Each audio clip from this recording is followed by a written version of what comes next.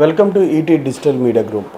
నేడు ఆంధ్రప్రదేశ్ రాష్ట్రంలోని ఎన్డీఏ కూటమి అభ్యర్థి అనపర్తి నియోజకవర్గానికి సంబంధించి మాజీ ఎమ్మెల్యే సీనియర్ రాజకీయ నాయకుడు అయినటువంటి నల్లమిల్లి రామకృష్ణారెడ్డి గారితో వాళ్ళ ఎన్నికలకు సంబంధించి ఆయన అభ్యర్థిగా పోటీ చేయబోతున్నారు. దీనికి సంబంధించి ప్రజల నుంచి రెస్పాన్స్ ఎట్లా ఉంది, ఆయన టికెట్ విషయంలో జరిగిన అంశాల మీద అట్లా ప్రజలకు ఏం జరగబోతుంది ఈయన ఎన్నికైతే అనే విషయాలు ఇవాళ ఆయన అడిగి తెలుసుకుందాం. నమస్కారం సార్. నమస్కారం సార్, మీ టికెట్కి సంబంధించి రాష్ట్ర వ్యాప్తంగా చాలా జరిగినాయి, కానీ చివరికి మీరు పార్టీ బీజేపీ నుంచి బరిలో దిగుతున్నారు. ఏంటి అసలు ఏం జరిగింది? ఇంత దారుణమైన పరిస్థితి ఏంటి? ఇన్ని రాజకీయాలు మీరు చాలా కష్టాలు పడ్డారు, చాలా పోరాటాలు చేశారు, ఎందుకు బీకే ఎందుకు ఇలా జరిగింది? ఇది పూర్తిగా వైసీపీ కుట్రండి. ఇది వైఎస్ఆర్సీపీ ఇక్కడ నేరుగా నన్ను ఎన్నికల బరిలో నుంచి తప్పించాలి, నేను ఎన్నికల బరిలో ఉండకూడదు, నేను ఎన్నికల బరిలో ఉంటే ఇక్కడ ప్రస్తుత ఎమ్మెల్యే ప్రస్తుత వైసీపీ అభ్యర్థి సత్య సూర్యనారాయణ రెడ్డి ఎవరైతే ఉన్నారో వారు గెలవడం అసాధ్యమైన విషయం వారికి తెలుసు. కాబట్టి ఏదో ఒక విధంగా నన్ను ఎన్నికల బరిలో తప్పించాలనే ఒక కుట్రపూరితంగా పెద్ద ఎత్తున ధనం ఖర్చు చేసి ఈ కార్యక్రమాన్ని వాళ్ళు సృష్టించడం జరిగింది. ఒక విధంగా వాళ్ళు నన్ను ఎన్నికల బరిలో తప్పించాలనే దానిపైన ఒక విధంగా సఫలీకృతులు అయ్యారు. అయిన తర్వాత ప్రజల్లో ఉన్న బలం, నాకు కార్యకర్తలో ఉన్న ఆదరణ, ఈ రెండిటితో మరలా రాజకీయ పార్టీ కూటమిలో ఉన్న రాజకీయ పార్టీలన్నీ ఆలోచన చేసి ఎట్టి పరిస్థితుల్లోని నన్ను అభ్యర్థిగానే ఉంచాలి అనే నిర్ణయానికి రావడం, తదనంతర పరిణామాల్లో అనుకోని పరిస్థితుల్లో అవాంఛనీయ పరిస్థితుల మధ్య నేను భారతీయ జనతా పార్టీలో చేరాల్సి వచ్చింది. అంటే చంద్రబాబు నాయుడు గారి గురించి కావచ్చు, పార్టీ కోసం చాలా కష్టపడ్డారు. మీరు పర్సనల్గా కూడా జైలుకి వెళ్ళి వచ్చారు. అంటే లేని ఆరోపణలు కావచ్చు, ఆధారాలు లేకపోయినా సరే ఆరోపణలతో మీరు జైలు జీవితం కూడా గడిపొచ్చారు. ఎందుకు పార్టీ మిమ్మల్ని సరైన విధంగా టికెట్ విషయంలో కేంద్రంతో పోరాడలేకపోయిందా? లేదు, పార్టీ మంచి నిర్ణయమే తీసుకుందండి. మొదటి లిస్టులో 94 మందికి ఏదైతే మొదటి జాబితాలో ఇచ్చారో ఆ జాబితాలో నా అభ్యర్థిత్వం ప్రకటించారు. ఒక జాబితా ప్రకటించిన తర్వాత తెలుగుదేశం జనసేన కలిసి ఒక జాబితా ప్రకటించిన తర్వాత భారతీయ జనతా పార్టీ రావడం, భారతీయ జనతా పార్టీ వచ్చిన తర్వాత భారతీయ జనతా పార్టీ కూడా యాక్చువల్గా అడిగిన వాటిలో అనపత్తి లేదు. ఫస్ట్ తెలుగుదేశం ఆఫర్ చేసిన దాంట్లో కూడా అనపత్తి లేదు. ఇక్కడ వైఎస్ఆర్సీపీ నాయకులు కొన్ని రాజకీయాలు చేసి కొన్ని రాజకీయ వికృత క్రీడకి తెర తీసి ఇక్కడ అనపత్తి చేర్పించి అనపర్తిలో ఒక బలహీనమైన అభ్యర్థిని నిలబెట్టాలి, తద్వారా రాజకీయ లబ్ధి పొందాలని పెద్ద ఎత్తున ధనం ఖర్చు చేశారు. దాన్ని పరిణామాల్లో ఈ విధంగా వస్తే అంటే భారతీయ జనతా పార్టీకి దేశవ్యాప్తంగా వాళ్ళకు ఒక విధానం ఉంది. ఒక్కసారి సీట్ల విషయంలో కానీ అభ్యర్థుల విషయంలో కానీ ఒక నిర్ణయం తీసుకుంటే ఆ నిర్ణయం నుంచి మరలా వెనక్కి వెళ్ళకూడదు. ఒక విధంగా ఒక రాష్ట్రంలో అటువంటి కార్యక్రమం చేపడితే అన్ని రాష్ట్రాల నుంచి ఒత్తిడి వస్తుంది, కాబట్టి ఆ విధంగా చేయకూడదు అనేది వాళ్ళ నిర్ణయం. తరువాత చంద్రబాబు నాయుడు గారు కూడా చాలాసార్లు మాట్లాడడం, అనపర్తికి బదులుగా వేరే వేరే నియోజకవర్గాలు ఇవ్వడానికి ఆయన ప్రయత్నం చేయడం, వివిధ సమీకరణాల వల్ల వీలు కాకపోవడం, ఇవన్నీ పరిణామాల మధ్యన చివరికి నేను భారతీయ జనతా పార్టీలో చేరాల్సి వచ్చింది. కానీ దీనంతటికి మధ్యలో ఒక ఎపిసోడ్ జరిగింది. ప్రజలతో 4 మిల్లు అని చెప్పి ఒక కార్యక్రమం తీసుకున్నారు, మాసివ్ ఎపిసోడ్గా. దాన్ని అనపర్తి నియోజకవర్గానికి సంబంధించి ప్రజలకు పూర్తి స్థాయిలో కుటుంబంతో సహా వెళ్ళారు. అంటే ఏంటి అదేమైంది? ప్రజల నుంచి ఆ రెస్పాన్స్ వస్తుందన్నా? మీ కుటుంబానికి అనపర్తికి ఉన్న సంబంధానికి ఇది ఒక ప్రతీకగా నిలవాలని నిరూపించుకోవడానిక? అంటే 54 సంవత్సరాలుగా ఈ ప్రాంతంలో మేము రాజకీయాల్లో ఉన్నాం. మా కుటుంబం 42 సంవత్సరాలు తెలుగుదేశం పార్టీతో అనుబంధం. ఈ 54 సంవత్సరాల్లో కూడా మా తండ్రి గారు ఈ ప్రాంతానికి చేసిన సేవ, ఈ ప్రాంత ప్రజల్లో మమేకమైన తీరు, గత 12 సంవత్సరాలుగా నేను ప్రజలతో మమేకమైన తీరు, ప్రజలతో ఉన్న తీరు, కార్యకర్తలతో ఉన్న తీరు, తప్పనిసరిగా కార్యకర్తల సంఘీభావం ఉంటుంది, ప్రజల నుంచి ఆశీస్సులు వస్తాయని నేను ఆలోచన చేశాను. అసలు నాకు జరిగిన అన్యాయం, నేను తెలుగుదేశం పార్టీ కోసం పోరాడాను, కార్యకర్తల కోసం పోరాడాను, ప్రజల ఆస్తులను కాపాడడం కోసం పోరాడాను, ప్రకృతి వనరుల్ని కాపాడడం కోసం పోరాడాను.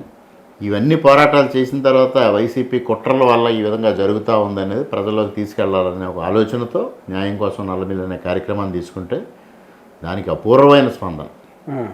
ప్రతిరోజు కూడా వేలాదిగా తెలుగుదేశం పార్టీ కార్యకర్తలు దానికి హాజరై నన్ను నా వెన్నంటి నడిచి నాకు సంఘీభావం తెలియజేసి నాకు ధైర్యాన్ని ఇచ్చి ప్రజల దగ్గరికి వెళితే ప్రజల ఆశీర్వాదం కూడా అదేవిధంగా లభించింది. మీ అమ్మగారు కూడా ఈ కార్యక్రమంలో పూర్తి స్థాయిలో పాల్గొన్నారు. అంటే కుటుంబం మొత్తం డిస్టర్బ్ అయింది. అంటే ఇంతకాలం కష్టపడిన తర్వాత ఈ విధమైన అన్యాయం వైసీపీ వాళ్ళు ఎన్నో ప్రయత్నాలు చేశారు. నా పైన కేసులు బనాయించారు. తద్వారా నన్ను రాజకీయాల నుంచి తప్పించాలని అనుకున్నారు. కేసులకు భయపడలేదు. ఒక విధంగా నన్ను సుపారీ ఇచ్చి అసాసినేట్ చేయాలని ప్రయత్నం చేశారు. అది కూడా జరిగిందా? 50 లక్షలు సుపారీ ఇచ్చారు. దానికి ఆధారాలతో సైతంగా నేను పోలీసుకి ఫిర్యాదు చేశాను. దానికి భయపడలేదు. తర్వాత క్షుద్ర పూజలు చేయించారు. అది వాస్తవం కాదు తెలియదు. కానీ ఈ ఎపిసోడ్ బాగా హైలైట్ చేశారు. అంటే క్షుద్ర పూజలు, ఈ సుపారీకి సంబంధించి, డబ్బులకు సంబంధించి, అంటే మీరు ప్రతి విషయాన్న వైసీపీ ఎమ్మెల్యే మీద ఆరోపణలు చేస్తున్నారా? దీంట్లో వాస్తవాలు ఏమైనా ఉన్నాయా? మొన్నే ఒకసారి 500 కోట్లు అన్నారు. అంటే ఇవన్నీ మీరు టార్గెటింగ్ టు ఎమ్మెల్యే ఎందుకు? ఆరోపణలకి ఆధారాలు ఉన్నాయా? కాదు వంశీ గారు, నేను ఆరోపణలకు వాస్తవాలు నేను ఆధారాలతో సైతంగా నిరూపిస్తాను. బహిరంగ చర్చగా రమ్మని పిలిచిన 500 కోట్లకి. ఆయనకి ఏ విధమైన ఇబ్బంది లేకపోతే, ఆయన అవినీతి చేయకపోతే పోలీసులు పెట్టి అడ్డుకోవడం బదులు 1 గంట సేపు నాతో చర్చిస్తే సరిపోద్ది కదా. 1 గంట పాటు మీడియా ముందు మేమిద్దరం కూర్చొని నా దగ్గర ఉన్న ఆధారాలు భయపెడితే దాంట్లో వాస్తవాలు ఏంటో ఆయన చెప్పగలిగితే అక్కడతో అయిపోయింది కదా. ఇందువల్ల ఆయన రావకుండా భయపడి వందలాది మంది పోలీసులు నా మీద ప్రయోగించి 3.5 గంటల పాటు నన్ను 2 జిల్లాలు తిప్పి ఈ కార్యక్రమాలన్నీ చేయాల్సిన అవసరం లేదు. నేను 500 కోట్ల రూపాయలు అవినీతి నిరూపిస్తానని దాదాపు సంవత్సర కాలంగా ఆయనకి సవాల్ విసురుతా ఉన్నా. ఏ సందర్భంలోనే బయటికి రాలా. ప్రతి విషయాన్ని నేను స్పష్టంగా చెప్తా ఉన్నా, అంశాల వారీగా చెప్తా ఉన్నా. దేనికి ఆయన తిరిగి సమాధానం చెప్పడం. తిరిగి నా మీద అవినీతి ఆరోపణలు చేస్తారు. నా మీద అవినీతి ఆరోపణలు 3 ఆయన ప్రధానంగా చేసేది. ధాన్యం కొనుగోలులో డబ్బులు తీసుకున్నానంటారు, బస్తాకు 10 రూపాయలు వసూలు చేశానంటారు. గాంధీ షాపుల దగ్గర డబ్బులు వసూలు చేశానంటారు, చెరువులు అక్రమంగా తవ్వానంటారు. 3 మీద ఆయన ఎమ్మెల్యే అయిన సంవత్సరానికి ఈయన లేకపోయినా ముఖ్యమంత్రి గారి సిఫార్సుతో విజిలెన్స్ ఎంక్వైరీలు వేశారు 3. ఏమయ్యాయి? 1 ఇయర్కే 4 సంవత్సరాలు గడిచింది. ఏమయ్యాయి విజిలెన్స్ ఎంక్వైరీలు? విజిలెన్స్ ఎంక్వైరీలో నా పైన తప్పు కాదు, కనీసం చిన్న ఆధారం ఏదైనా జరిగినట్టు అనిపించినా తప్పనిసరిగా నా పైన కేసు కట్టి వాళ్ళు నన్ను లోపల వేసి ఉండేవారు. ఎందువల్ల చేయలేకపోయారు 4 సంవత్సరాలు? ఏమయ్యాయి విజిలెన్స్ ఎంక్వైరీలు? ఈ ధాన్యం కొనుగోలు కేంద్రాలపైన విజిలెన్స్ ఎంక్వైరీలో ఏమీ తేలలేదని, సొసైటీలో అయితే ధాన్యం కొనుగోలు కేంద్రాలు ఉన్నాయో వాటిపైన 51 ఎంక్వైరీ చేశారు. పిఎస్సిఎస్ నుంచి, సహకార శాఖ నుంచి 51 ఎంక్వైరీల్లో అక్కడ ఏమీ జరగలేదని రిపోర్ట్ ఇచ్చారు, క్లీన్ చిట్ ఇచ్చారు. అవి రిపోర్ట్లు బయట పెట్టరు, ఆరోపణలు మాత్రం చేస్తూ ఉంటారు. ఇవాళ నేను ఎన్నో సందర్భాలు బహిరంగంగా సవాల్ చేశాను. నా మీద ఉన్న విజిలెన్స్ ఎంక్వైరీ రిపోర్ట్లు బయట పెట్టండి, దానిలో నేను తప్పు చేసినట్టుంటే ప్రభుత్వం తరఫున చంద్రబాబు నాయుడు గారి మీద పెట్టారు కదా ఒక కేసు 409 సెక్షన్తో. అదే సెక్షన్తో పెడతారు. ఇక్కడ పెట్టి నన్ను ఎందుకు అరెస్ట్ చేయాల? నేను ఎప్పటికైనా సిద్ధంగా ఉన్నాను అరెస్ట్ అవ్వడానికి. కానీ మీరు ఆరోపణలు చేసిన వాటిలో స్వచ్ఛందంగా డబ్బులు సేకరించారు కరోనా టైంలో అనే దానికి జవాబుగా ఫ్లెక్సీలు పెట్టినట్టు ఎక్కడ పెట్టారండి? ఎవరికి వాళ్ళ బెడ్రూమ్లో పెట్టుకున్నారేమో తప్పించి ఎక్కడ ప్రజలకు చూపించలా. కరోనా దానిపైన చూపించలా, ఆక్సిజన్ ప్లాంట్కి చూపించలా, దేనికి వాళ్ళు దేనికి వసూలు చేసిన దానికి బయట ఫ్లెక్సీలు పెట్టలా. చివరికి అమ్మవారి జాతరలకు సంబంధించి కానీ అమ్మవారి గుళ్ళకు సంబంధించి కానీ విరాళాలు వసూలు చేసి దానికి కూడా లెక్కలు చెప్పని పరిస్థితి. చివరికి దేవుడు సొమ్ము అంటే వీరుళ్ళమ్మ అమ్మవారిది కానివ్వండి, బాపనమ్మ తల్లిది కానివ్వండి, ఇవి కూడా ఆక్సిజన్ ప్లాంట్కి డొనేషన్స్ దాని నుంచి తీసేసుకుని ఆ డబ్బు అవి ప్రజల విరాళం ఒక పర్పస్తో ఇచ్చారు. ప్రజలు ఆ వీరుళ్ళమ్మ జాతర జరగడానికో వీరుళ్ళమ్మ టెంపుల్ నిర్మాణం కోసం ఇచ్చిన చందాలు అవి. దానిలోంచి మళ్ళీ ఎట్లా డైవర్ట్ చేస్తుంది కమిటీ మాత్రం, ఎమ్మెల్యే మాత్రం అట్లా ప్రోత్సహించడం ఏంటి? ఒక పర్పస్ కోసం ఇచ్చింది, ఆ పర్పస్ కోసమే ఆ చందా ఆ విరాళం యూజ్ చేయాలి. దాన్ని మరలా ఇటు ఆక్సిజన్ ప్లాంట్ అని వాడారు. ఆక్సిజన్ ప్లాంట్ లేదు అక్కడ, గోల్మాల్ అంతా. అంటే మీరు ప్రత్యక్షంగా ఈ 3 years బాగా పోరాటాలు అనే విషయంలో ఎప్పటికప్పుడు మీ గలం వినిపిస్తానే మీడియాలో కావచ్చు ప్రత్యక్షంగా దిగుతున్నారు. అంటే ఏంటి ఇప్పటికి సమయం వచ్చేసింది, మీరు ఇప్పుడు ఈ 3 years 4 years కష్టపడిందంతా ఇవాళ రిజల్ట్ రూపంలో రాబోతుంది. ఎంతవరకు కాన్ఫిడెంట్గా ఉన్నారు మీరు? ఆ రిజల్ట్ ఏమిటనేది న్యాయం కోసం నల్లమిల్లిలో ప్రజలు చూపించారు. ఆల్రెడీ ప్రజలు చూపించారు. తర్వాత ప్రధానమైంది గత వారం రోజులుగా నేను ప్రచారం తిరుగుతూ ఉన్నా. నా నామినేషన్ ప్రక్రియ చూసుంటారు, మా నామినేషన్ కార్యక్రమం. అంటే సాధారణంగా కార్యకర్తలు ఎలా ఉంటారంటే, ఒక రాజకీయ పార్టీలో తమ నాయకుడికి టికెట్ దక్కలేదు అంటే అట్లాగా అవును, చల్లా చెదిరైపోయి అటువైపు ఉంటే ఇటువైపు వెళ్ళిపోతారు. ఒక్క కార్యకర్త కూడా ఎటు చూడకుండా నాకు సంఘీభావంగానే నిలబడి 20 రోజుల పాటు పోరాటం చేశారు. దీంతో పాటు ఇంకొక రకమైనటువంటిది, ఆస్తి పేపర్లు కూడా మీకు ఇచ్చి పోటీ కావాలంటే డబ్బుకు సంబంధించి కూడా మేము సహకరిస్తాం అంటే అంత ఆత్మీయ అనుబంధం ఏర్పడిందా? అంతే కదండి. ఒక వ్యక్తి, ఒక చిన్న వ్యక్తి చంద్రశేఖర్ అని, వాడు వచ్చి ₹1 కోటి విలువ చేసే ఆస్తి పత్రాలు నా చేతికిచ్చి అమ్ముకుంటారో తాకట్టు పెట్టుకుంటారో మీరు ఎన్నికల్లో పోటీ చేయండి అన్న.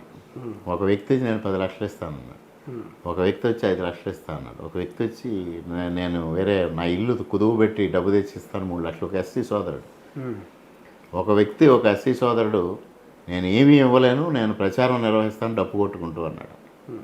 ఈ విధమైన ఆత్మీయ అనుబంధం కార్యకర్తలతో ఉంది కాబట్టే అంత బలంగా కార్యకర్తలు నిలబడ్డారు. ఇవాళ పార్టీలు పునరాలోచన చేసి ఏ విధంగా అయినా నన్నే అభ్యర్థిగా ఉంచాలనే ఆలోచనకు రావడానికి అదే ప్రధాన కారణం. అంటే రాష్ట్ర స్థాయి నాయకులతో పాటు కేంద్ర స్థాయి నాయకులు కూడా మాట్లాడారు మీతో నిలబడాలని? చాలామంది మాట్లాడారండి, చాలామంది మాట్లాడారు. దాదాపు 3 వారాలు కొనసాగింది ఆ చర్చలు. 3 వారాలు కూడా నాకు కేంద్ర స్థాయి పెద్దలు మాట్లాడినా, రాష్ట్ర స్థాయిలో ఉన్న పెద్దలు మాట్లాడినా నేను ఎట్టి పరిస్థితుల్లోనే తెలుగుదేశం పార్టీని వీడేది లేదు అని కరాఖండిగా చెప్పా. సాక్షాత్తు మా నాయకుడు నన్ను బాపట్ల పిలిపించుకొని ఈ విషయంపై చర్చించిన ఆ ఒక్క ప్రతిపాదన తప్పించి ఏదైనా చెప్పమని అడిగా. అదొక్కటి తప్ప ఆయన కూడా చాలా విశ్వప్రయత్నం చేశాడు, కానీ అది వీలు కాని పరిస్థితి ఏర్పడింది. అప్పుడు చివరిగా మరలా మాట్లాడి, ఇక్కడ మీ ప్రయత్నం మీరు చేస్తూ ఉంటే వైసీపీ వాళ్ళు మీకు ఈ విషయంలో టికెట్ కేటాయించకూడదు టీడీపీకి అని చెప్పి వాళ్ళ ప్రయత్నం వాళ్ళు చేస్తూనే ఉన్నారు. వాళ్ళు చివరి నిమిషం వరకు అదే ప్రయత్నంలో ఉన్నారు. దీని సోర్స్ ఉందా మీ దగ్గర, లేదంటే జస్ట్ ఆరోపణ? లేదండి, సోర్స్ ఉంది. ఇవన్నీ బయటపెట్టే పరిస్థితులు కొద్ది తర్వాత వస్తాయి, ఎన్నికల తర్వాత వస్తాయి. ఆయన ఎమ్మెల్యేగా ఉన్న 5 సంవత్సరాలు కోల్పోయింది ఏంటి అనపర్తి ప్రజలు? టోటల్గా అభివృద్ధి జీరో అండి. అభివృద్ధి శూన్యమైపోయింది. రోడ్లు అస్తవ్యస్తం అయిపోయాయి. ఎక్కడ ఏ కార్యక్రమాలు, కనీసం ఇరిగేషన్ ప్రాజెక్ట్స్ వదిలేయండి, ఉన్న కాలువలు కానీ మురుగు కాలువలు కానీ మెయింటెనెన్స్ లేదు.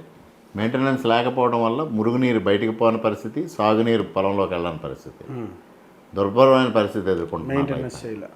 అక్కడ చాగల్నాడు మా టైంలో తీసుకొచ్చి, అంటే గతంలో తెలుగుదేశం ప్రభుత్వ హయాంలో అది శాంక్షన్ అయ్యి కొత్త స్కీమ్ ఇన్స్టాల్ చేశారు.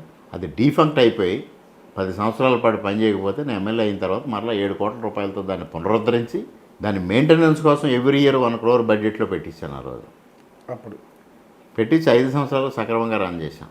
దాంతోపాటు వెంకటనగరాన్ని పుష్కరం నుంచి కూడా కొంత వాటర్ తీసుకుని రంగంపేట మండలంలో ప్రతి ఎకరాకి నీరు అందించాలని నేను ప్రయత్నం చేస్తే, ఇవాళ గోదావరిలో నీరుండి చాగల్నాడు పనిచేయని పరిస్థితి వచ్చి రైతాంగానికి నీరు లేని పరిస్థితి వచ్చింది. ఇక డెల్టాలో మురుకాలువల వ్యవస్థ కానీ సాగునీటి పారుదల వ్యవస్థ కానీ సక్రమంగా లేకపోవడం వల్ల ఇక్కడ రైతాంగానికి నీరు అందన పరిస్థితి వచ్చింది. కనీసం ఎమ్మెల్యే ఒక్కరోజు కూడా దానిపైన దృష్టి సారించిన పాపాన బాల. ప్రధానంగా ఇవి కోల్పోయారు. రోడ్స్ ఎంత అధ్వానంగా ఉన్నాయో చూశారు. మీకు ముఖ్యంగా కెనాల్ రోడ్డు.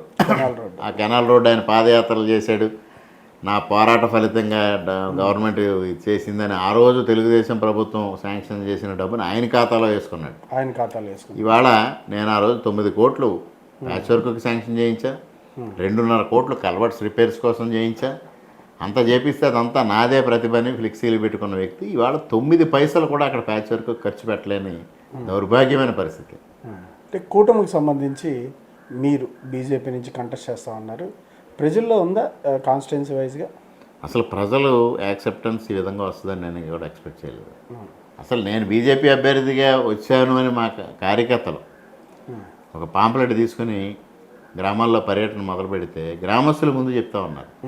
వాళ్ళే చెప్తాం, మీరు ఇలా కమలం గుర్తు మీద కంటెస్ట్ చేస్తున్నారు మాకు ఆల్రెడీ అంటే అంతవరకు సంచలనం అయిపోయింది. అంటే ఒక 20 రోజుల పాటు ఈ ఎపిసోడ్ నడవడం ఒకటి, ఎట్టి పరిస్థితుల్లోనే రామకృష్ణారెడ్డి పోటీలో ఉండాలని ప్రజలు ఆకాంక్షించారు. నేను న్యాయం కోసం నల్లమిల్లి గ్రామాలకు వెళ్ళినప్పుడు గ్రామాల్లో ప్రజలు ఏం చెప్పారు, మీరు కూటమి అభ్యర్థిగా మిమ్మల్నే ఉంచుతారు, మీరే కూటమి అభ్యర్థి అవుతారు, అది వాస్తవం. కాని పక్షంలో మీ నిర్ణయం తీసుకున్నా మీ వెంట ఉంటాం, మీరు పోటీలో ఉండాలి. లేని పక్షంలో ఈ వైసీపీ అరాచకాలు కానీ, వైసీపీ దౌర్జన్యాలు కానీ, వైసీపీ అవినీతి కానీ అడ్డుకట్ట వేసే వ్యక్తి ఉండడు. కాబట్టి మీరు పోటీలో ఉండండి అని మాత్రం ప్రతి ఒక్కరూ చెప్పారు. గ్రామాలు అన్నీ, ఏ గ్రామంలో నేను న్యాయం కోసం నల్లమిల్లి చేసి ఆ గ్రామాలు కూడా వైకాపా బలమైన గ్రామాలు ఎంచుకున్నారు ఏమన్నా? అంతే కదండి. బలమైన రెడ్డి సామాజిక వర్గం ఉన్న గ్రామాలనే ప్రధానంగా ఎంచుకున్నాను. వాళ్ళ దగ్గర నుంచి కూడా వాళ్ళ దగ్గర నుంచి అదే రెస్పాన్స్ వచ్చింది. అన్ని కులాలనే టచ్ చేసాం. అంటే ఎందుకు అంటే అందరి దగ్గర నుంచి ఒకేసారి మీకు ఇంత మద్దతు రావడానికి కారణం ఏంటి? వాళ్ళంతా సఫర్ అయ్యారా? ప్రస్తుతం ఈ 42 సంవత్సరాలుగా మా తండ్రి గారు ఇక్కడ చేసిన సేవ అవనివ్వండి, 12 సంవత్సరాలుగా నేను చేసింది అవనివ్వండి, ముఖ్యంగా ఈ 5 సంవత్సరాల్లో వైసీపీ చేస్తున్న అవినీతి మీద కానీ, దౌర్జన్యాల మీద కానీ నేను నిరంతర పోరాటం. అదేవిధంగా ప్రజలకి అనేక సమస్యలు వచ్చినప్పుడు ప్రజెంట్ ఎమ్మెల్యే కన్నా ముందు నేను వాళ్ళ తరఫున నిలబడ్డం. లేదు వాళ్ళకి రైతులకు ఇబ్బంది వస్తే నేను వాళ్ళ దగ్గరికి వెళ్ళడం. ఒక ఇంట్లో శుభకార్యం జరిగితే వెళ్ళా, అశుభకార్యం జరిగితే వెళ్ళా, ఇంట్లో ఎవరికైనా ఆరోగ్యం బాగుండకపోతే వెళ్ళా, ఒక ఇంట్లో ఫంక్షన్ జరిగితే వెళ్ళా. అన్నిటికీ వాళ్ళకి ఒక తలలో నాలుకలా మెలిగాము అనే భావన వచ్చింది. అది నేను కూడా గ్రహించలా. ఈ ఎపిసోడ్ వచ్చిన తర్వాత మాత్రమే ఇంత ప్రజలు ఇంత అనుబంధం ఏర్పడిందా అనే విషయాన్ని నా దృష్టి కూడా వచ్చింది. సుమారు ఈ 5 సంవత్సరాల్లో మీ మీద ఎన్ని కేసులు పెట్టించుకున్నారు? 39 కేసులు. 39 కేసులు. 39 కేసుల్లో దాదాపు 8 కేసులు నాన్ బెయిలబుల్ కేసెస్. ఈ మధ్య ఎమ్మెల్యే గారు మాట్లాడుతా, ఎమ్మెల్యే ఎదుటి వ్యక్తి ఎవరైతే అభ్యర్థి ఉన్నారో నాకు అవసరం లేదు, మెజార్టీ రాష్ట్రంలో 4th టైం వచ్చింది, అంత మెజార్టీ వచ్చింది, ఈసారి దానికి డబుల్ అవుతుంది అంటున్నారు. అది ఏముంటుంది ఆయన వ్యాఖ్యలు కానీ ఆయన కాన్ఫిడెన్స్ కానీ సంబంధించి మీరే అంటే ఎవరికైనా రాజకీయ అవగాహన ఉన్న వ్యక్తి ఒక విధంగా మాట్లాడతాడు, రాజకీయ అవగాహన లేని వ్యక్తి ఒక విధంగా మాట్లాడతాడు. రాజకీయ అవగాహన లేదు కాబట్టి అటువంటి మాటలు మాట్లాడుతూ ఉన్నాడు ఆయన. ఆయనకి ఏ విధమైన రాజకీయ పరిణితి లేదు, రాజకీయ అవగాహన లేదు, రాజకీయం అంటే ఏమిటో తెలియదు, ఎన్నికలు ఎలా చేయాలో తెలియదు, డబ్బు ఉంది, ఆ డబ్బు ద్వారానే అన్నీ సాధ్యం అనే విషయం ఆయన మాట్లాడుతూ ఉంటారు. అంతేనా? అంతే. అంటే మీరు ఈ 500 కోట్ల రూపాయలకు సంబంధించి ఆరోపణలు వచ్చిన తర్వాత ఈ మధ్య లేటెస్ట్గా ఆయన తెలుగుదేశం ప్రభుత్వం ఏర్పడుతుంది, ఈ కూటమి ప్రభుత్వం తెలుగుదేశంలోకి వెళ్తారని చెప్పి మాట్లాడుతున్నారు. అంటే ఇది గ్లోబల్స్ ప్రచారం నిజంగా మీ దగ్గర రకమైన లేదు, వాళ్ళ ఫ్యామిలీ మెంబర్స్ మీటింగ్. అంటే ఈ మధ్యకాలంలో నేను 500 కోట్ల అవినీతి చెప్పకముందు ఆక్సిజన్ ప్లాంట్ ఏదైతే ఉందో ఆ రోజు హాస్పిటల్ దగ్గర నేను ఛాలెంజ్ చేస్తూ హాస్పిటల్కి వెళ్ళిన రోజు నుంచి వాళ్ళ ఇంట్లో రకరకాల డిస్కషన్స్ జరుగుతున్నాయి. వాళ్ళ ఇంట్లో అంటే అలా క్లోజ్డ్ ఫ్యామిలీ మెంబర్స్, వాళ్ళకి కోర్ టీమ్ మాదిరి అనమాట. వాళ్ళు చేసుకున్న దాంట్లో ఒక సమయంలో ఆవిడ మేడము రామకృష్ణారెడ్డి గెలిస్తే మమ్మల్ని అనపత్తిలోనే కాదు ఆంధ్రప్రదేశ్లోనే ఉంచాడు, అందుకోసం ఓటుకి 5,000 ఇచ్చినా 6,000 ఇచ్చినా 10,000 ఇచ్చినా అతను ఓడించాలి అని మాట్లాడినాం. మరొక మారు నేను ఫ్రీ హ్యాండ్ ఇచ్చేస్తాను మీ అందరికీ, మీరు ఎంత ఖర్చు పెడతారో గెలిపించండి అని అన్నాం. మరలా ఈ ఫ్యామిలీ మెంబర్స్ ఇటీవల కాలంలో వేసినప్పుడు అసలు రాష్ట్ర వ్యాప్తంగా పరిస్థితులు మారిపోయిన పరిస్థితుల్లో మీరు గెలిచినా ఉపయోగం ఉండదు, అందువల్ల వేస్ట్ అంటే గెలిచి తెలుగుదేశంలోకి వెళ్ళిపోతే రామకృష్ణారెడ్డి మనల్ని ఏం చేయలేకపోతాడు కదా అని ఆలోచన చేయడం. అంటే ఏ విధమైన చిన్న తరహా అంటే ఆలోచన విధానాన్ని ఒక పరిణతి కానీ ఒక శాసనసభ్యుడిగా చేసిన వ్యక్తి ఆ విధంగా ఆలోచించడం అంటే అది ఒకటే ఒకదానికి నిదర్శనం. తప్పనిసరిగా అవినీతి చేశాడు అనడానికే నిదర్శనం. దాని నుంచి తప్పించుకోవడం కోసమే అధికారంలోకి తెలుగుదేశం వస్తుంది, తెలుగుదేశంలోకి వెళ్ళిపోతే నేను జాగ్రత్త పడవచ్చు అని ఆలోచన చేశారు అంటే ఆయన తప్పనిసరిగా 500 కోట్లు అవినీతి చేసినట్టు ఇది ఒక నిదర్శనం. మీరు ఇందాక అడిగారు రుజువు ఉందా అని, ఇంతకన్నా రుజువు ఏం కావాలండి? 500 కోట్లకు సంబంధించి మీరు వేసిన ఎస్టిమేషన్ ఏంటి? ఎట్లా మైనింగ్లోనా? మైనింగ్ చేశారండి, నివేశన స్థలాలు పట్టాలు ఇవ్వడంలో ల్యాండ్ ఎక్విజిషన్లో చేశారు. 19,000 ఇల్లు మంజూరు చేసామంటున్నారు. ఒక్కొక్క దగ్గర 4,000 నుంచి 5,000 10,000 వరకు కలెక్ట్ చేశారు. వీళ్ళు ఎంత దారుణంగా అంటే ప్రతిదాన్ని కమర్షియల్గానే చూశారు. నివేశన స్థలాల కోసం భూసేకరణ ఎకరానికి 5 లక్షల నుంచి 10 లక్షల వరకు వసూలు చేశారు, అదొక స్కామ్. తర్వాత ఇల్లు పట్టాల మంజూరులో 4,000 నుంచి 7,000 వరకు వసూలు చేశారు ఒక్కొక్క పట్టాదారుది. మరలా ఇళ్ల నిర్మాణం శాంక్షన్ ఇస్తారు, దానికి ఇంకా అసలు అంతే లేదు. మళ్ళీ కాంట్రాక్టర్లు వీరే, ఈ కాలనీల నిర్మాణానికి కాంట్రాక్టర్లు వీరే, అందులో ఫౌండేషన్ ఫిల్లింగ్ వీళ్ళే. అన్ని రకాలుగా వీళ్ళకి ఏ విధమైన అవకాశాలు ఉన్నాయో అన్నీ చేసుకున్నారు. నేను సాక్షాత్తు బెక్కవోల్లో జరిగిన స్కామ్ని ఓపెన్గా డిస్ప్లే చేయడం జరిగింది, కలెక్టర్ కూడా ఇచ్చా. బెక్కవోల్లోనే 12 కోట్ల అవినీతి జరిగింది. ఎక్కువ ఒక్కటే నా ఎస్టిమేషను ఈ ఇళ్ల పట్టాలు, నివేశన స్థలాలకి భూసేకరణ, ఇల్లు నిర్మాణం, ఈ అన్నిటిలో 60 నుంచి 70 కోట్ల స్కామ్ ఉంది. 60 నుంచి 70 కోట్లు. ఇక మైనింగ్, అది ఎక్కడో నేను హైకోర్టుకి వెళ్ళడం, బ్రేక్ చేయడం వల్ల కొంతవల్ల ఆగిపోయింది. అయినప్పటికీ 10-15 కోట్లు చేశారు. గ్రాసిమ్ ఇండస్ట్రీస్ ప్రధానమైంది. కాలుష్యకారకమైన పరిశ్రమను తీసుకొచ్చి ఇక్కడ నెలకొల్పడం ద్వారా ఫస్ట్ ఫేజ్కి బహుమతిగా రాజమండ్రిలో గ్రాసిమ్ యూరాలజీ సెంటర్ నిర్మాణం అవుతూ ఉంది. అది తుది దశకు వచ్చింది, మోస్ట్లీ ఏదో ఓపెన్ అయిందని అని కూడా అంటున్నారు. ఇక రెండవ దశ నిర్మాణానికి అనుమతి గ్రాసిమ్ యూరాలజీ సెంటర్ అంత ర్యాగింగ్ చేస్తారు. ర్యాగింగ్ ఏముందంటే ఇప్పుడు వాళ్ళ సౌజన్యంతో నిర్మాణం జరిగినప్పుడు వాళ్ళ పేరు పెట్టుకుంటే తప్పే ఉంది. అది ఎలాగ వీళ్ళు పెట్టుకున్నది జీతోనే స్టార్ట్ అవుద్ది. సో పెద్ద ఇట్ మేక్స్ నో డిఫరెన్స్. అట్లనే రెండవ దశ నిర్మాణం అనుమతి ఇచ్చినందుకు 25-30 కోట్ల రూపాయలు వాళ్ళు ఎన్నికలకు ఖర్చు పెట్టడానికి వాళ్ళు సిద్ధంగా ఉన్నారు. ఈ విధమైన వనరులు సమకూర్చుకొని, ముఖ్యంగా ధాన్యం కొనుగోలు, నా పైన 10 రూపాయలు నేను వసూలు చేశానని ఆరోపణలు చేసిన వ్యక్తి ఆ రోజుల్లో ఏ కొనుగోలు కేంద్రంలో అయినా రైతు దగ్గర నుంచి 10 రూపాయలకి ధాన్యం తక్కువ కొన్నారా, అది నిరూపించగలరా? అదొక విషయం. సరే, మీ విజిలెన్స్ ఎంక్వైరీ చేశారు, దాంట్లో కూడా నిరూపణ కాలేదు. ఈరోజు ఈ 5 సంవత్సరాల్లో ఎంఎస్పి మినిమం సపోర్ట్ ప్రైస్ ఉన్నదానికి ఆ ధరకే రైతు దగ్గర నుంచి రైస్ మిల్లర్లు ధాన్యం కొన్నారా? డిఫరెన్స్ ఏమైంది? 200-300 తగ్గించుకున్నారు. మొదటి సంవత్సరం 2019లో అయితే 70 రూపాయలు డిఫరెన్స్తో కొన్నారు. మొన్న 350 వరకు వెళ్ళింది. ఈ డబ్బు ఏమైంది? ఈ డబ్బు ఎక్కడికి పోయింది? ఎందువల్ల రైస్ మిల్లర్స్ ఆ విధంగా ప్రవర్తించి రైతులను ఇబ్బంది పెట్టి ప్రభుత్వం చేసే పాలసీలో ఉన్న ప్రతిబంధకాలని సృష్టించి రైతుల్ని కంగారులో అమ్ముకోవడానికి చేసి ఈ డిఫరెన్స్ అమౌంట్ ఎవరు ఎంజాయ్ చేశారు? సాక్షాత్తు రైస్ మిల్లర్స్ అసోసియేషన్ అధ్యక్షుడు ఎవరండి? సూర్యనారాయణ రెడ్డి గారు సొంత తోరుడు. ఇటీవల కాలంలో మొన్న సీజన్కి 1400 ఆ రోజు మార్కెట్లో జరుగుతూ ఉంది బస్తా. 1450కి ఒక రైస్ మిల్లర్ కొనడానికి ప్రయత్నం చేశాడు. మధ్యాహ్నానికల్లా ఎమ్మెల్యే గారి తోడలుడు రైస్ మిల్లర్స్ మీటింగ్ అర్జెంటుగా అత్యవసర సమావేశం పిలిచి, ఎవరైనా 1400 దాటి కొంటే ఫైన్ విధిస్తాం, అసోసియేషన్ తరఫున చర్యలు తీసుకుంటాం అని బెదిరించి 1400కి ఇచ్చారు. మరి ఎమ్మెల్యే గారు దాని మీద మాట్లాడాలి కదా. రైతుకి నష్టం జరుగుతూ ఉండి రైస్ మిల్లర్లకు లాభం జరిగే పరిస్థితిలో ఉంటే రైతుల తరఫున ఎమ్మెల్యే నిలబడాల్సిన అవసరం ఉంది. ఎందుకు పెదవి విప్పలేదు ఆయన?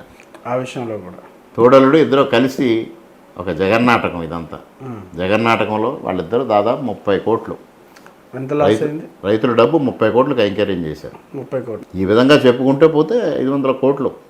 500 కోట్లు. ప్రతి పైసాకి నేను లెక్క చూపిస్తా, ఆధారం చూపిస్తా అని చెప్పా. మీరు అధికారంలోకి వస్తే వీటన్నిటి మీద విచారణ ఉంటుందా?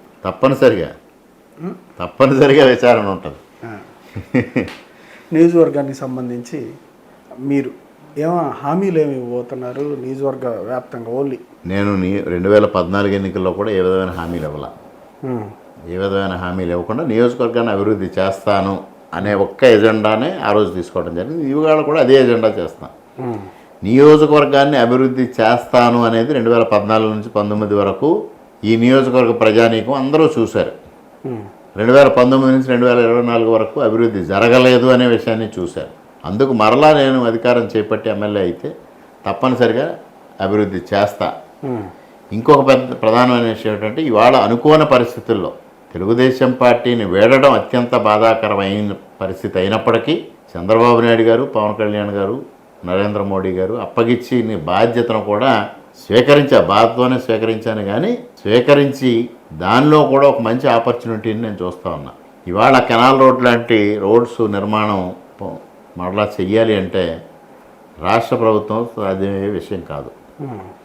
దానికి తప్పనిసరిగా వరల్డ్ బ్యాంక్ నుంచి కానీ, ఏషియన్ డెవలప్మెంట్ బ్యాంక్ కానీ, ఇట్లాంటి ఆర్థిక సంస్థలు కొన్ని ఉన్నాయి.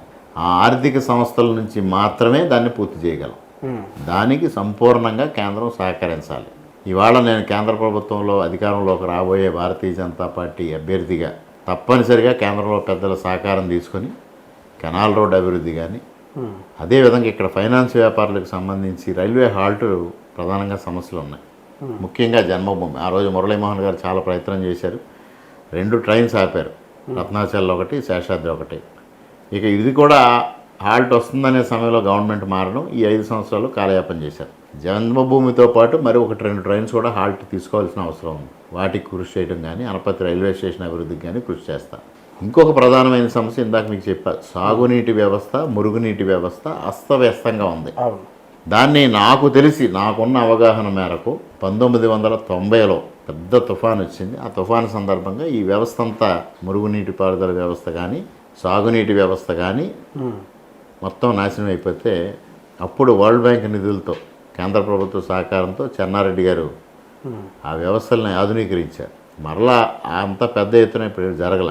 ముఖ్యంగా మాకు పెదపూడి మండలానికి సంబంధించి అక్కడ వ్యవస్థ బాగుపడాల్సిన అవసరం ఉంది. ఇవన్నీ కేంద్ర ప్రభుత్వ సహకారం అవసరం. తప్పనిసరిగా ఇవాళ నేను ఒక జాతీయ పార్టీలో సభ్యుడిని అయ్యా.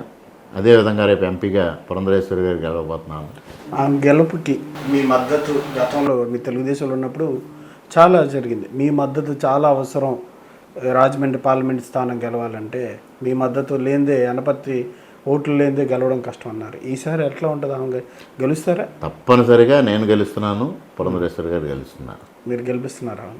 గెలిపించడం కదా, మరి గెలుస్తారు అంతే. గెలుస్తారు. ఎట్లా ఉంది బీజేపీ సపోర్ట్? ఎట్లా ఉంది మీకు? 100% సపోర్ట్ అండి. మరి సాక్షాత్తు అరుణ్ సింగ్ గారు, కేదార్నాథ్ సింగ్ సమక్షంలో భారతీయ జనతా పార్టీలో చేరారు.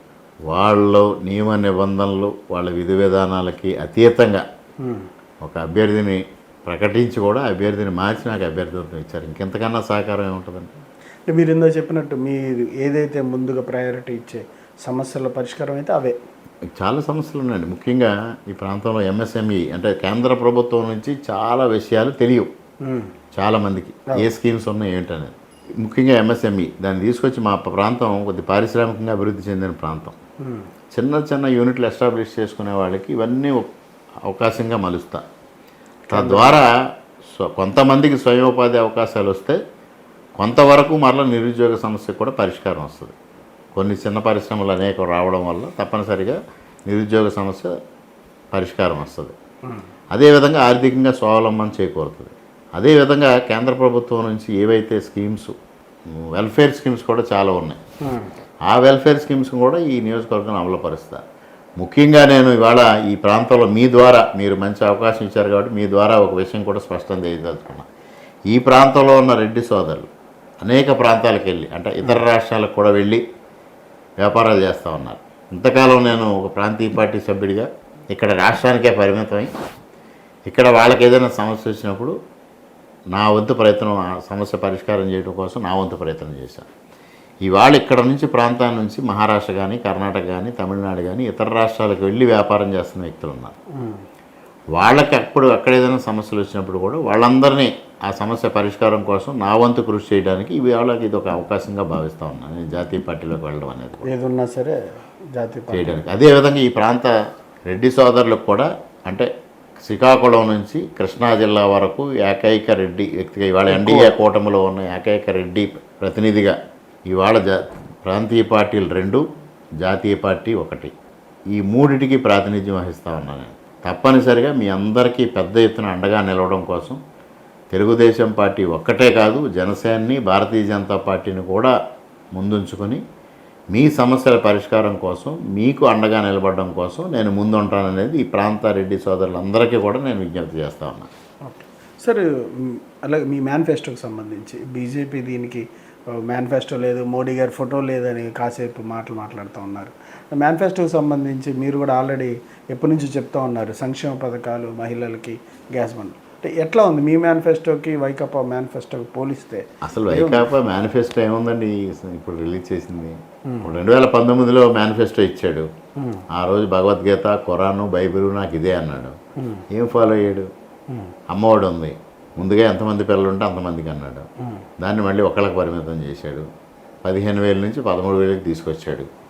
పోయిన సంవత్సరం అయితే 50% బెనిఫిషరీస్కి సగం డబ్బు అందడం, లేకపోతే మొత్తంగా అందకపోవడం జరిగింది. తొలగించడం, ఆ లబ్ధిదారుల సంఖ్య కూడా తగ్గించుకెళ్ళారు. అలాగే పెన్షన్లు 3,000 ఇస్తానని ప్రకటించి పెంచుకుంటూ పోతానని చివరి సంవత్సరానికి ఇది చేశాడు, 3000 చేశాడు. అలా విధంగా అతను అన్ని మాట తప్పాడు, మడమ తిప్పాడు. కానీ నాదే చేయి అన్నట్టు మాత్రం ఇవన్నీ చెప్తూ ఉంటాడు. అంటే వైకాపాని వద్దు అనడానికి మీ దగ్గర రీజన్స్, గట్టి రీజన్స్ ఒక 3 చెప్పండి. 3 ప్రధానం: అసమర్థ పాలన, అరాచక పాలన, అవినీతి పాలన. అరాచక పాలన మీరు ఉదాహరణ, మిమ్మల్ని బంధించడం. నేనేమంటే సాక్షాత్తు చంద్రబాబు నాయుడు గారే ఉదాహరణ. అసమర్థ పాలన అసలు ఏమి తీసుకున్నారండి? అసలు ఒకటి చెప్పాడు, మెడలు వంచి స్పెషల్ స్టేటస్ తెస్తానని. వాళ్ళ మెడలు ఈయన వంచలేదు కదా, ఈయన మెడ అక్కడ వంచాడు వెళ్ళి. అన్నిటికీ మద్దతు ఇచ్చాడు, అన్నిటికీ సపోర్ట్ చేశాడు. కానీ అసలు స్పెషల్ స్టేటస్ కానీ కేంద్ర ప్రభుత్వం చాలా నిధులు తీసుకొస్తే, చాలా అంటే రొటీన్గా వచ్చేవి, చాలా ఇస్తే దానికి మ్యాచింగ్ గ్రాంట్ రాష్ట్ర ప్రభుత్వం నుంచి ఇవ్వాల్సిన అవసరం ఉంది. మ్యాచింగ్ గ్రాంట్స్ ఇవ్వక ఎన్ని స్కీమ్స్ వెనకపోయినాయో మీకు కూడా తెలుసు కేంద్ర ప్రభుత్వం నుంచి. అంతకన్నా అసమర్థ పాలన ఏముందండి? రైల్వే జోన్ కూడా అదే కదా. రైల్వే జోన్ అట్లాగే జరిగింది, స్పెషల్ స్టేటస్ అట్లాగే జరిగింది. ఇంకా ఇవి కాకుండా ఎన్నో development schemes. Jal Jeevan mission ఉదాహరణకి, జల్ జీవన్ మిషన్కి ఈ కంట్రిబ్యూషన్ కట్టక అది ఎక్కడికక్కడ ఆగిపోయింది అన్ని చోట్ల తాగునీటి సంబంధించి. బీజేపీ అధికారంలోకి వస్తుంది అంటున్నారు కేంద్రంలో. మరి రాష్ట్రానికి ప్రత్యేక హోదా కాకుండా లాస్ట్ టైం ఏమో ప్రత్యేక ప్యాకేజ్ అని తీసుకున్నారు. మరి ఏంటి ఈసారి బీజేపీ తరఫున మీరేం? ఇప్పుడు ఇవాళ బీజేపీతో తెలుగుదేశం పార్టీ పొత్తు పెట్టడానికి కూడా ప్రధానమైన కారణం, ఆంధ్రప్రదేశ్ రాష్ట్రాన్ని ఆర్థిక స్థితిగతులు అత్యద్భుతంగా మార్చి పారేసిన ఘనత జగన్మోహన్ రెడ్డి. ఎవరు ఊహించిన విధంగా ఇంత అప్పు చేయొచ్చా, ఇన్ని ఆస్తులు తాకట్టు పెట్టచ్చా, ప్రజలకు సంబంధించిన వ్యవస్థలనే తాకట్టు పెట్టి వాళ్ళ అప్పు తీసుకొచ్చి తను సంక్షేమ కార్యక్రమాలకు 2-2.5 లక్షల కోట్లు మాత్రమే ఖర్చు పెట్టానని స్వయంగా చెప్తూ ఇవాళ 12 లక్షల కోట్లు అప్పు చేసి దీని అంతటినీ కూడా సంక్షేమ పథకాలని చెప్తా ఉన్నాడు. సంక్షేమ పథకాలకి అమలైన సంఖ్య ఆయనే చెప్పాడు. మరి ఈ డబ్బు అంతా ఏమైంది? పోనీ అభివృద్ధి కార్యక్రమాలు చేయలే, ఉద్యోగస్తులకు శాలరీస్ ఇవ్వట్లా, సరిగా పెన్షన్లకు పెన్షన్ ఇవ్వట్లా. ఇంత అవినీతి అస్తవ్యస్తంగా ఉంటే మరి ఏ విధంగా దీన్ని చూడాలి? ఇవన్నిటిని అరికట్టాలి అంటే తప్పనిసరిగా ఇవాళ తెలుగుదేశం ప్రభుత్వం ఇక్కడ రావాలి, భారతీయ జనతా పార్టీ ప్రభుత్వం అక్కడ రావాలి. దాని ద్వారా కొంతవరకు మేలు చేకూరుద్ది అంటారు రాష్ట్రానికి. తప్పనిసరిగా అందుకోసం ఇవాళ పొత్తు పెట్టుకోవడం జరిగింది. తప్పనిసరిగా రేపు ప్రభుత్వాన్ని నడపాలంటే కేంద్ర ప్రభుత్వ సహకారం అవసరం. ఇంత దారుణమైన అప్పుల్లోకి వెళ్ళిపోయిన పరిస్థితుల్లో తప్పనిసరిగా కేంద్ర ప్రభుత్వ సహకారం అవసరం. అందుకోసం వాళ్ళు చంద్రబాబు నాయుడు గారు మోడీ గారితో పొత్తుకు ముందుకు వెళ్ళడం జరిగింది. ల్యాండ్ టైటిలింగ్ యాక్ట్ సంబంధించి ఇది కేంద్రం తీసుకొచ్చిందని దేశంలోనే మొట్టమొదటి రాష్ట్రం మేమే అమలు పరుస్తున్నామని చెప్పి అసెంబ్లీలో చెప్పారు. ఇవాళ మేము దాన్ని వెనక్కి తీసుకుంటున్నాం అంటున్నారు. దీని మీద ప్రజల్లో ఉన్న విషయాలు ఏంటి? మీరు ఏం చెప్పాలనుకుంటున్నారు? ల్యాండ్ టైటిలింగ్ యాక్ట్ అనేది అమలైతే ఇక్కడ ప్రజలకు ఉండే ఇబ్బందులు ఏంటి? అన్ని రకాలుగా వాళ్ళకి మొదలు అసలు ఏముందండి, మీ ఆస్తిని నేను స్వాధీనం చేసుకోవడం అంతే. ఇంకా దానిపైన కనీసం అప్పీల్కి వెళ్ళాలంటే హైకోర్టుకు పెడుతున్నాడు. ఇప్పుడు జ్యుడిషియరీ సిస్టమ్ ఉంది, జ్యుడిషియరీ వ్యవస్థ ఉంది. ఇవాళ నిజాయితీగా పనిచేస్తున్న వ్యవస్థ అది ఒకటే. దాని పర్వ్యూ నుంచి తీసేసి ఇక్కడ లోకల్ కోర్ట్స్ అన్నింటినీ పర్వ్యూ తీసేసి దీన్ని తీసుకెళ్ళి మీరు అప్పీల్ కావాలంటే హైకోర్టులో వేసుకోండి అని మళ్ళీ వాళ్ళ రెవెన్యూ పీపుల్నే దీనిపైన అప్పీల్ పెట్టడం అంటే ఏమవుతుందండి? ఇద్దరు కలిస్తే హైకోర్టుకి వెళ్ళాలి. సపోజ్ నేను మీరు కొద్ది అవగాహన ఉన్నవాళ్ళు, కొద్దిగా 10 రూపాయలు ఖర్చు పెట్టగలిగిన వాళ్ళు హైకోర్టు వరకు వెళ్తారు. సామాన్య ప్రజానీకం ఎక్కడికి వెళ్తారు? అసలు మీ తండ్రో, మీ తాతో, మీ ముత్తాతలో సంపాదించిన ఆస్తి, ఆ ఆస్తి పత్రాల మీద ఈయన ఫోటో ఏంటి సార్? పట్టాదార పాస్ పుస్తకాల పైన కానీ వేరే పైన కానీ ఈయన ఫోటోలు ఏంటి ముద్రించుకోవడం? ఎక్కడైనా ఇప్పుడు పాస్పోర్ట్ ఆఫీస్ ఉంది, ప్రధానమంత్రి గారి ఫోటో ఎక్కడ ఉండదు కదండి. గవర్నమెంట్ ఆఫ్ ఇండియా లోగో ఉంటుంది తప్పించి ఆ వేలమెర్రి ఆ స్థితికి వెళ్ళిపోయాడు. ఈ సంక్షేమ పథకాలు అంటే మీరు అమలు చేయగలుగుతారా? వీళ్ళే అమలు చేస్తుంటే శ్రీలంక అన్నారు, ఇప్పుడు మీరేమో చాలా మీ కూటమి మేనిఫెస్టో కూడా చాలా ఎక్కువ ఇచ్చారు. చంద్రబాబు నాయుడు గారు గతంలో ఉమ్మడి ఆంధ్రప్రదేశ్ రాష్ట్రంలో ముఖ్యమంత్రిగా పనిచేసినప్పుడు కూడా సంపద సృష్టికర్త అనేది మనందరికీ తెలుసు. ఇవాళ హైటెక్ సిటీని డెవలప్ చేసినా, లేకపోతే మిగిలిన ప్రాంతాలను డెవలప్ చేసినా, గచ్చిబౌలి కానీ ఇవన్నీ ఆ రోజు చంద్రబాబు నాయుడు గారి వల్లే డెవలప్ అయ్యాయి. ఎయిర్పోర్ట్ వచ్చింది, లేకపోతే ఇవన్నీ వచ్చినాయి. అంటే సంపదను సృష్టించాలి. సంపదను సృష్టించడం ద్వారా ఆ సంపదను తిరిగి ఖర్చు పెట్టాలి. కానీ జగన్మోహన్ రెడ్డి సలహాదారు పీకే ఆయనే స్వయంగా చెప్పిన మాట అది. సంపద సృష్టించి ఆ సంపదను వెల్ఫేర్ స్కీమ్స్ ఖర్చు పెట్టడం తప్పించి వెల్ఫేర్ స్కీమ్స్ అనే పేరుతో రాష్ట్రాన్ని నాశనం చేయకూడదు. ఇవాళ మేము ఇచ్చిన ఏదైతే మేనిఫెస్టో ఇచ్చామో దానికి సంబంధించి అన్ని విధాలుగా సంపద సృష్టించిన తర్వాత ఇవి ఇస్తానని మాత్రం స్పష్టంగా చంద్రబాబు నాయుడు గారు చెప్పారు. చేస్తారు. చిన్ననాటి నుంచే వెల్ఫేర్ స్కీమ్స్ స్టార్ట్ అవుతాయి. దానికి సంబంధించి ప్యారలల్గా సంపద సృష్టించడానికి అమరావతి రాజధాని ఏర్పాటు కానీ ఇవాళ అమరావతి రాజధాని వచ్చి ఉంటే దాదాపు అది ప్రారంభమే 2 లక్షల కోట్ల నిల్వతో ప్రారంభమయ్యేది. దాన్ని నిర్వీర్యం చేసేసారు. ఇట్లాగ అన్ని వ్యవస్థల్ని మళ్ళీ ట్రాక్లోకి తీసుకొచ్చి తప్పనిసరిగా సంక్షేమ కార్యక్రమాలు ఏదైతే ప్రకటనిస్తా ఉన్నా మేనిఫెస్టో ద్వారా అన్నీ అమలుపరచడం జరుగుతుంది. మీరు మీ పర్సనల్గాను ఇబ్బంది పడ్డారు ప్రస్తుత ఎమ్మెల్యేతో, అట్లాగే కేసుల విషయంలో కానీ కుటుంబంలో కలహాల విషయంలో కానీ సొంత కుటుంబాల హత్యలు ఆరోపణలు ఇవన్నీ జరిగినాయి. మీరు మళ్ళీ అధికారంలోకి వస్తే ఇదే రివెంజ్ ఏమైనా తీసుకుంటారా? రివెంజ్ ఇట్లాంటి చిల్లరగా తీసుకోనండి. రివెంజ్ తీసుకోవాల్సిన రీతిలో తీసుకుంటాం. రివెంజ్ అన్నదాన్ని రివెంజ్ అన్నం వాళ్ళు చేసిన తప్పులకి ఫలితం అనుభవిస్తారు అంతే. వాళ్ళు చేసిన పొరపాట్లు దానికి తగిన ఫలితం అనుభవిస్తారు తప్పించి రెవెంజ్ తీర్చుకోవడం ఇవన్నీ రాజకీయాల్లో అవన్నీ తప్పండి. ప్రజా జీవితంలో రెవెంజ్ తీర్చుకోవడం అనేది అది వాంఛనీయమైన పరిణామం కాదు. కానీ తప్పు చేసిన వాడు శిక్షింపబడాలి. తప్పు చేసిన వాడు దానికి ఫలితం అనుభవించాలి. ఆ పాలసీతోనే ముందుకెళ్తాం. మైనార్టీలకి బీజేపీ కొంచెం దూరం, క్రిస్టియన్స్కి మైనార్టీలకి అంటారు. ఏమన్నా మీరేమన్నా పర్టికులర్ మైనార్టీలకి ఏమైనా చేయగలిగారా? నేను ఎమ్మెల్యేగా ఉండగా మైనార్టీలకి చాలా చేశాను. ఇటు క్రిస్టియన్స్కి కానీ ఇటు ముస్లిమ్స్కి కానీ. ముస్లిమ్స్కి ఏదైతే కొన్ని సమస్యలు వచ్చినాయి, ఇక్కడ కుతుకులూరులో శ్మశాన వాటికి సమస్య వచ్చింది. అది గత 50 సంవత్సరాల నుంచి పరిష్కారం కాకుండా ఉంటే 2 రోజుల్లో పరిష్కారం చేశాను. అదేవిధంగా అనపత్తిలో ఏదైతే ఒక మసీదు ఉందో ఆ మసీదుకి ఆదాయం పెంచడం కోసం 15 లక్షల రూపాయలు ఇచ్చి అక్కడ షాపింగ్ కాంప్లెక్స్ నిర్మాణం చేసి ఆ మసీదుకి ఆదాయం వచ్చే విధంగా దాన్ని చేయడం జరిగింది. అదేవిధంగా అనపత్తిలోనే ముస్లిమ్స్కి సంబంధించిన ఒక ప్రాపర్టీని ఎమ్మెల్యే గారి సొంత మనుషులు కబ్జా చేయడానికి ప్రయత్నం చేస్తే దాని నుంచి రక్షించి వాళ్ళ ఆస్తి వాళ్ళకి అప్పగించాను ఎమ్మెల్యేగా ఉండగా. మలభద్రపురంలో ముస్లిం సోదరులకి స్థానికంగా ఉండే ప్రజలకి సమస్య వచ్చినప్పుడు ఆ సమస్యను పరిష్కారం చేస్తే జిల్లా స్థాయిలో ముస్లిం పెద్దలు అందరూ నన్ను అభినందించడం జరిగింది. చాలా చక్కగా ఈ సమస్య పరిష్కారం చేశారు. అదేవిధంగా 13 మసీదులు ఆ రోజు అనపత్తి నియోజకవర్గంలో ఉంటే 13 మసీదులకు సంబంధించి ఇమాములు కానీ హౌజాలకు కానీ వాళ్ళకి జీతాలు ఏర్పాటు చేయడం జరిగింది. అందువల్ల అవన్నిటితో అదేవిధంగా కబేళాల ఏర్పాటు కోసం అనపత్తి పందలపాకలో చేయడం ఇవన్నిటి రీత్యా ముస్లిమ్స్ అంతా మాకు అభ్యర్థి ఎవరైనది రామకృష్ణారెడ్డి అంతే. అది భారతీయ జనతా పార్టీయా ఇంకోటో చూడడం, మేము అవన్నీ చూడకుండా రామకృష్ణారెడ్డిని మాత్రం గెలిపిస్తామని నేను నామినేషన్ ప్రక్రియ రోజు ముస్లిమ్స్ అంతా వచ్చి సంఘీభావం చెప్పడం జరిగింది. అదేవిధంగా పురంధరేశ్వరి గారు మొట్టమొదటిసారిగా అనపత్తి నియోజకవర్గం అన్ని 3 పార్టీల పెద్దలతో కలిసినప్పుడు కూడా ముస్లిమ్స్ వచ్చి సంఘీభావం చెప్పడం జరిగింది. క్రిస్టియానిటీ అలాగా ఉంది. నిన్న కూడా నేను వెళ్ళాను, మాట్లాడాను. అసలు ఆల్మోస్ట్ సమస్యలు లేవు మైనార్టీలకు సంబంధించి. అందువల్ల వాళ్ళంతా నాతో ఎంఆర్పిఎస్ వచ్చారు, నాకు సంఘీభావం చెప్పారు. అందువల్ల నాకు క్రిస్టియానిటీతో కానీ మైనారిటీతో కానీ ఇక్కడ ఏమి సమస్య లేదు. చివరిగా షర్మిలారెడ్డి గారు బయటకు వచ్చి ఆమె ఆరోపణలు ఆమె చేస్తూ ఉన్నారు. వివేక గారు కుమార్తె ఆరోపణలు. ఈ ఎపిసోడ్ అందరినీ 2 ఎపిసోడ్లకు సంబంధించి ఇద్దరు వ్యవహరిస్తున్న తీరు, జగన్మోహన్ రెడ్డి గారి మీద చేస్తున్న ఆరోపణలు మీరేమంటారు? అంటే జగన్మోహన్ రెడ్డి గారికి కుటుంబం పట్ల ఆప్యాయత లేదు. సొంత తండ్రి చనిపోయి బాడీ అక్కడ ఉంటే నవ్వుతూ సంతకాల కార్యక్రమం సేకరించిన వ్యక్తి ఇవాళ సొంత బాబాయిని గొడ్డలిపోటుతో హతమార్చిన కిరాతకుడు. ఒక పక్క సొంత చెల్లెలకి ఆస్తి పంపకం విషయంలో అన్యాయం చేసి ఆవిడ బయటికి వెళ్ళేలా చేశాడు. మరోపక్క వివేకానంద రెడ్డి గారి కుటుంబాన్ని వివేకానంద రెడ్డి గారిని చంపడం ద్వారా తర్వాత జరిగిన పరిణామాల్లో వాళ్ళను కూడా దూరమైన పరిస్థితి. అంటే ఒక వ్యక్తికి సొంత కుటుంబ సభ్యులే అతనితో ఆప్యాయతగా మెలగకపోతే అతని వ్యక్తిత్వం ఎలాంటిది, అతని మనస్తత్వం ఎలాంటిది, అతని భావజాలం ఎలాంటిది అనేది మనకు అర్థమవుతూ ఉంది. వీటన్నిటిలో అర్థమవుతుంది. అంటే దుర్మార్గమైన మనిషి, కుటుంబ వ్యవస్థని కూడా గౌరవించిన వ్యక్తి.